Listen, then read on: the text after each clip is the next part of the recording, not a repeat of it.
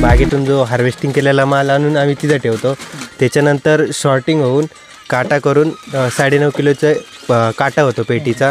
मग इथं पॅकिंग होते व्यवस्थित. पॅकिंग केल्यावर इथं स्टिकर लेबल लावला जातो. तिथून गाडीत लोड होतो माल. तिथून मार्केटला जातो. मार्केटला जाऊन तो माल याच्यात कोल्ड स्टोअरला ठेवला जातो 1-2 दिवस.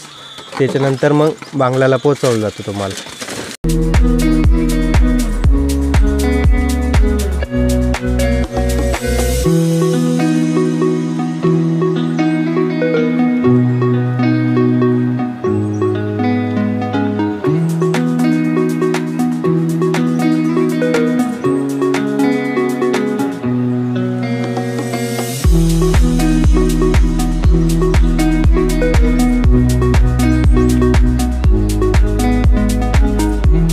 प्रणित पांडुरंग घाडवळे, राजुरी गाव, जुन्नर तालुका, पुणे जिल्हा.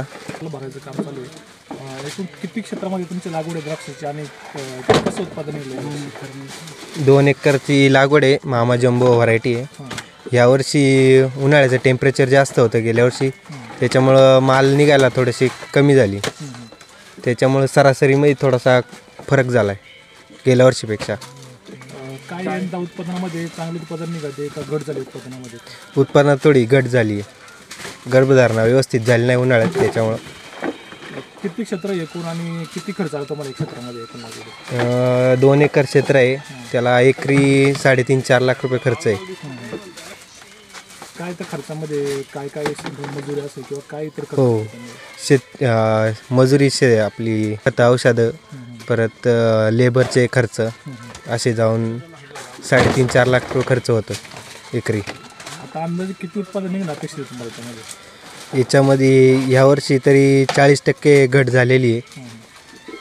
त्याच्यामुळं उत्पन्नात थोडा कमीच होणार. ते तोडणी चालू आहे. किती तोडणी चालू आहे? ही पहिलीच तोडणी चालू आहे आता.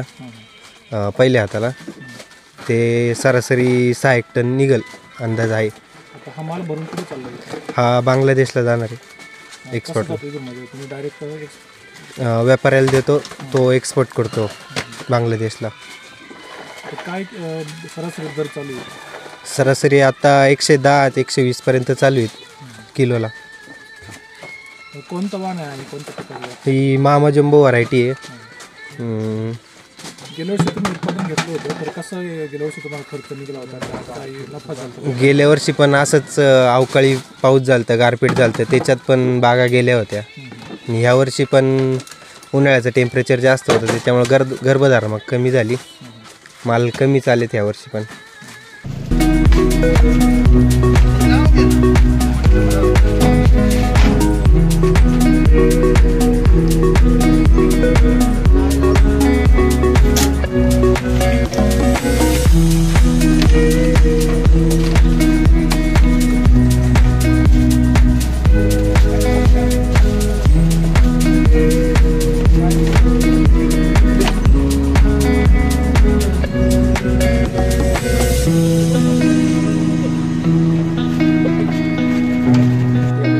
छाटणी कधी केली आणि कशी पूर्व मशागत झाली होती या बागेची?